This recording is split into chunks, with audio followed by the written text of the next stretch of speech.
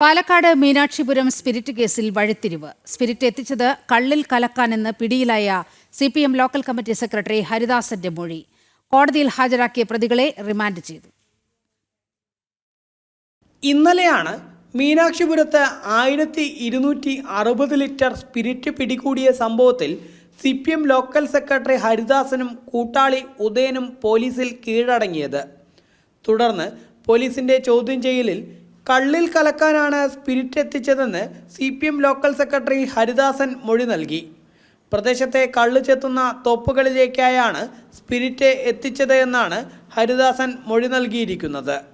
ഹരിദാസന്റെ നിയന്ത്രണത്തിൽ പ്രദേശത്ത് നിരവധി കള്ള് ചെത്തുന്ന തോപ്പുകൾ ഉണ്ട്. ഈ തോപ്പുകൾ കേന്ദ്രീകരിച്ചും അന്വേഷണം വേണമെന്ന ആവശ്യം ശക്തമാണ്. കേസിൽ CPMകാരായ കൂടുതൽ പേർക്ക് പങ്കുണ്ട് എന്നാണ് പോലീസിന്റെയും കണ്ടെത്തൽ.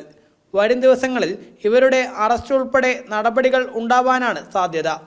അതിനിടെ ഇന്നലെ അറസ്റ്റിലായ ലോക്കൽ സെക്രട്ടറി ഹരിദാസനെയും കൂട്ടാളി ഉദയനെയും ചിറ്റൂർ കോടതിയിൽ ഹാജരാക്കി. കോടതി പ്രതികളെ 14 ദിവസത്തേക്ക് റിമാൻഡ് ചെയ്തു. നേരത്തെ ഹരിദാസനെ സ്പിരിറ്റ് എത്തിച്ച തിരുവനന്തപുരം സ്വദേശി വാസവചന്ദ്രൻ, വികാസ് വിജയകുമാർ, ആലപ്പുഴ സ്വദേശി മനോജ് എന്നിവരെയും പോലീസ് അറസ്റ്റ് ചെയ്തിരുന്നു. ജനം, പാലക്കാട്.